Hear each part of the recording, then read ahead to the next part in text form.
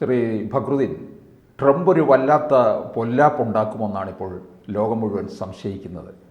അതിൽ ഏറ്റവും പ്രധാനം അനധികൃത കുടിയേറ്റമാണ്.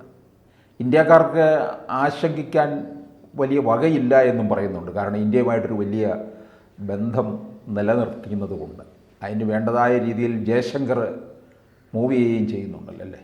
ആശങ്ക ഉണ്ടല്ലേ? ഉണ്ട്. ഇത് ഞാൻ മുമ്പേ പറഞ്ഞതാണ്, അത് ഇലക്ഷൻ സമയത്തേ പറഞ്ഞതാണ്.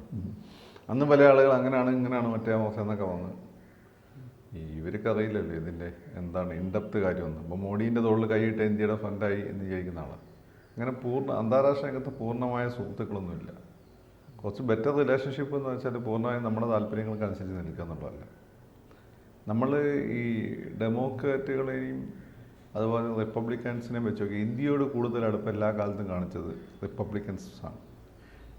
ശരിക്കും അവരെ കാണിക്കേണ്ട ആവശ്യമില്ല, കാരണം അവർ കൂടുതൽ നാഷണലിസ്റ്റുകൾ വലതുവശമാണ് അവിടുത്തെ. അപ്പോൾ അവരങ്ങനെ കാണിക്കേണ്ട ആവശ്യമില്ല. പക്ഷെ അവരാണ് നമ്മളോട് കൂടുതൽ താല്പര്യം കാണിച്ചത്. അതൊരു പക്ഷേ അവരുടെ നാഷണൽ ഇൻട്രസ്റ്റിൽ അവർക്ക് ഒരു തലവേദന ഉണ്ടാക്കാത്ത ആളുകൾ എന്നുള്ളതുകൊണ്ടായിരിക്കും. നമ്മളാർക്കും ഇത് അഗ്രഷനൊന്നും പോകുന്നില്ല, ആരോടും മത്സരിക്കാനും പോകുന്നില്ല. നമ്മുടെ സ്പേസ് നോക്കുന്നല്ലാതെ ചൈനയെ പോലെ പിടിച്ചെടുക്കുക എന്നുള്ള ഉദ്ദേശം നമുക്കില്ലല്ലോ. അത് പണ്ടുമില്ല ഇന്നുമില്ല. അപ്പം ട്രംപ് ബേസിക്കലി ആ ഒരു റൈറ്റിൽ ഒരു തീവ്ര റൈറ്റാണ്. വലതുവശത്തിൽ അതിതീവ്ര വലതുവശക്കാരനാണ് ട്രംപ്. അതിൻ്റെ കൂടെ കുറച്ചൊരു എന്താണ് ഇൻസാനിറ്റി ഉണ്ടെന്ന് തോന്നുന്നു. ഇൻസാനിറ്റി ചെറിയൊരു വട്ട് നമുക്ക് ഫീൽ ചെയ്യും. അപ്പം ട്രംപിൻ്റെ പോളിസീസിനെ നിർണ്ണയിക്കുന്നത് അമേരിക്കൻ വലതുപക്ഷത്തിൻ്റെ പൊതുവെയുള്ള ആറ്റിറ്റ്യൂഡാണ്, റിപ്പബ്ലിക്കൻസിൻ്റെ പൊതുവെയുള്ള ആറ്റിറ്റ്യൂഡാണ്. അത് പ്രോ ഇന്ത്യനാണ്, അപ് ടു ദാറ്റ് ഓക്കെ. രണ്ട്, ട്രംപിൻ്റെ ഇപ്പോഴത്തുള്ള പൊളിറ്റിക്സ് എന്താണ്, എന്തുകൊണ്ടാണ് ട്രംപ് ഉണ്ടായത്? സാധാരണ നിങ്ങൾക്കൊരു 15 വർഷം മുമ്പേ ട്രംപിനെ പോലെ അമേരിക്കൻ പ്രസിഡന്റ് ആലോചിക്കാൻ പോലും പറ്റില്ല, ആലോചിക്കാനേ പറ്റില്ല. ട്രംപ് ഉണ്ടായി വരാനുള്ള കാരണം ഞാൻ പലപ്പോഴും പറഞ്ഞിട്ടുണ്ട്, പ്രധാനമായിട്ടും 3 എണ്ണമാണ്. ഒന്ന്, അമേരിക്കയിലെ സബ് പ്രൈം ക്രൈസിസ് എന്ന് 2008 മറ്റും ഉണ്ടായിട്ടുള്ള ഒരു പ്രതിസന്ധി. ഈ പ്രതിസന്ധിയോടുകൂടി വൻതോതിൽ തൊഴിൽ നഷ്ടം അമേരിക്കയിലെ വെള്ളക്കാരായ ആളുകൾക്ക് വന്നു. അത് പലപ്പോഴും ഞാൻ ഡിട്രോയിറ്റ്സ് തുടങ്ങിയ സ്ഥലങ്ങളാണ് പറയാറുള്ളത്. ഡിട്രോയിറ്റ്സിനാണ് ഏറ്റവും കൂടുതൽ തൊഴിൽ കൊടുത്തുകൊണ്ട് നമ്മൾ ഈ അമേരിക്കൻ മോട്ടോർ വാഹന കമ്പനിയുടെ ആസ്ഥാനമാണ്. കൂടുതൽ അതാണ് പൃഥ്വിരാജിനോട് ചോദിച്ചത്. പൃഥ്വിരാജിൻ്റെ ഒരു സിനിമ മൊത്തം അവിടെയാണ് ഷൂട്ട് ചെയ്തിട്ടുള്ളത്. രണ്ടാമത്തെ കാര്യം എന്താണ്? രണ്ടാമത്തെ കാര്യം എന്ന് വെച്ചാൽ ഒരു ആൻറ്റി മുസ്ലിം സിനോഫോബിക് ആയിട്ടുള്ള വിദേശി, ബേസിക്കലി ആൻറ്റി മുസ്ലിമാണ്, എന്നാൽ മറ്റ് വിദേശികളൊരു എതിർപ്പുണ്ട്.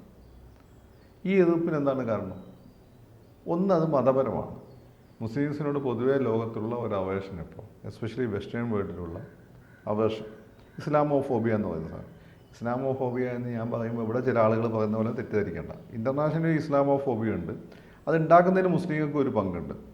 അല്ലാതെ ഇവിടെ ഒരു വെജിറ്റേറിയൻ ഭക്ഷണം ഇൻസിസ്റ്റ് ചെയ്യുന്നത് ഇസ്ലാമോഫോബിയ എന്ന് പറയുന്ന നാളുകളെ വർത്താനല്ല ഞാൻ പറയുന്നത്. അത് അർത്ഥറിയാതെ പറയുന്നത് ഇസ്ലാമോഫോബിയ ഉണ്ട്. ഈ ലോകത്ത് മൊത്തം ബ്ലാസ്റ്റ്, നമ്മുടെ മീഡിയയിൽ വരുന്ന വാർത്തകൾ, അത് വെസ്റ്റേൺ വേൾഡിലെ ക്രിസ്ത്യൻസ് ആയിട്ടുള്ള ആളുകളെ, ബേസിക്കലി അവിടെ ക്രിസ്ത്യാനികളല്ലേ ഉള്ളൂ, അവരെ വല്ലാതെ പേടിപ്പിക്കുന്നുണ്ട്. മൂന്നാമത്തെ കാര്യം എന്താണ്? അത് ഗ്ലോബലൈസേഷനായിട്ട് ബന്ധപ്പെട്ട ഒരുപക്ഷെ ആദ്യത്തെ കാരണം അത് തന്നെയാണ്. അതെന്ന് വെച്ചാൽ നമ്മളിപ്പം ഇന്ത്യയിൽ 1990-കൾക്ക് ശേഷം ലിബറലൈസേഷന് ശേഷം വൻതോതിലുള്ള പുരോഗതി എന്ന് പറയുന്നത്, ഈ പുരോഗതി അമേരിക്കയിലെ സാധാരണക്കാരൻ്റെ ചിലവിലാണ്. അമേരിക്കയിലെ സാധാരണക്കാരെന്ന് വെച്ചാൽ BMW ഓടിച്ചുകൊണ്ട് നടന്ന മിഡിൽ ക്ലാസ് തന്നെയായിരുന്നു. അങ്ങനെ നിൽക്കുമ്പോഴാണ് ഇന്ത്യ പോലെയുള്ള വലിയ ഒരു വിപണിയും വലിയ പോലെയുള്ള മനോവിഭവശേഷിയുള്ള ഒരു രാജ്യം ലിബറലൈസ് ചെയ്തു.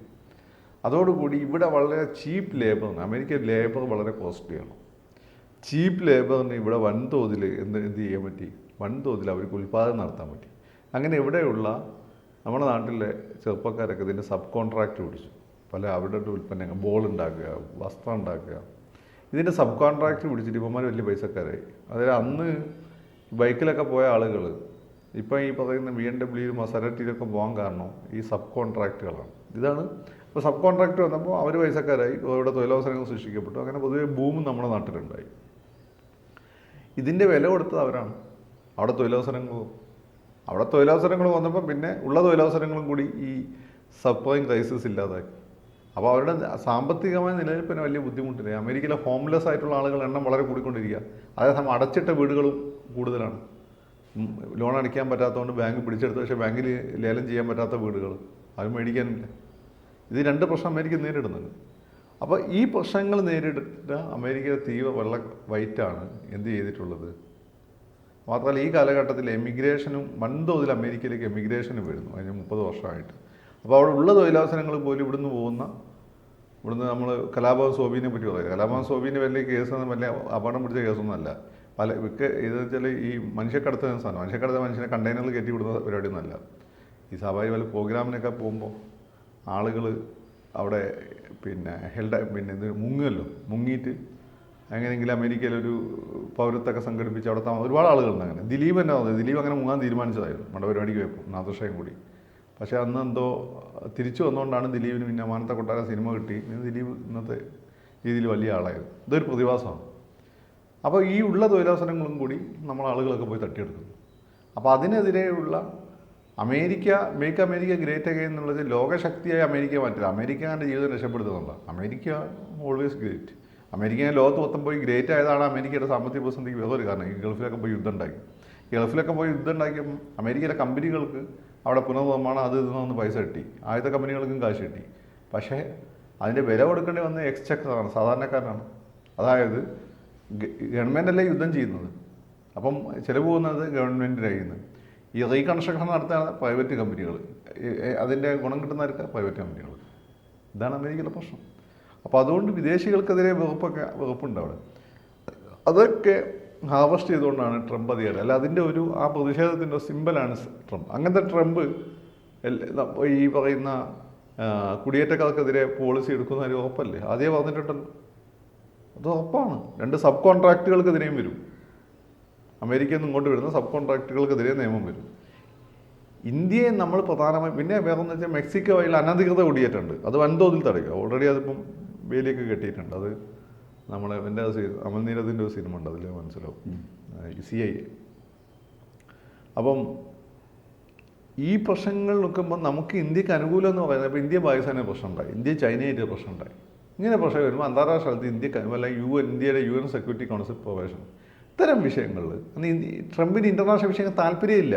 ഇപ്പോൾ WHO പൈസ കൊടുക്കുന്നില്ലല്ലോ, മുമ്പർക്ക് താല്പര്യമില്ല. മുമ്പ് അമേരിക്കക്കാരൻ്റെ താല്പര്യമുള്ളൂ. മോഡി വന്നാൽ ഇന്ത്യക്കാരൻ്റെ താല്പര്യം കഴിഞ്ഞിട്ടല്ലേ വസുദേവ കുടുംബമുള്ളൂ. അതുപോലെ തന്നെയാണ്.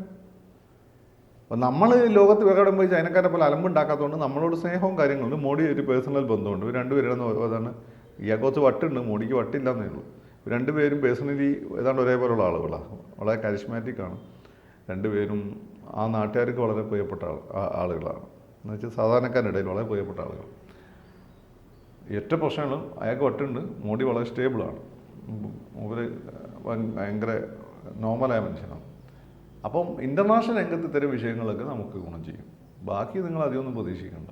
അയാൾ അടുത്ത് പറയാൻ പോകുന്നത് ഹാർലി ഡേവിഡ്സൺ ബൈക്ക് വലിയ തീരുവല്ലാതെ ഇന്ത്യയിലേക്ക് കയറ്റി അയക്കണം എന്നുള്ളതാണ് അയാളെ ഏറ്റവും വലിയ ആഗ്രഹം. അപ്പോൾ അത് നമ്മളെ വളരെ ദോഷകരമായി ബാധിക്കും, സാമ്പത്തികമായിട്ട് ദോഷകരമായിട്ട് ബാധിക്കും. പക്ഷേ പൊളിറ്റിക്കലി നമുക്ക് ഗുണം ചെയ്യും. ഇൻ്റർനാഷണൽ പൊളിറ്റിക്സ് നമുക്ക് ഗുണം ചെയ്യും. അത്രയൊക്കെ പ്രതീക്ഷ മതി. ഈ വന്ന് കമൻറ്റ് ചെയ്യുന്നവർക്ക് ഇതിൻ്റെ വല്ലതും അറിയൂ, അവിടുത്തെ പൊളിറ്റിക്സ് എന്താണ്, അവിടുത്തെ കാര്യങ്ങൾ എന്താണ് ഇൻ്റർനാഷണൽ പൊളിറ്റിക്സ്. മോഡിൻ്റെ തോളിൽ കൈയിട്ടെന്ന് വിചാരിച്ചുകൊണ്ട് എല്ലാം നമുക്ക് അനുകൂലമായിട്ട് വരില്ല.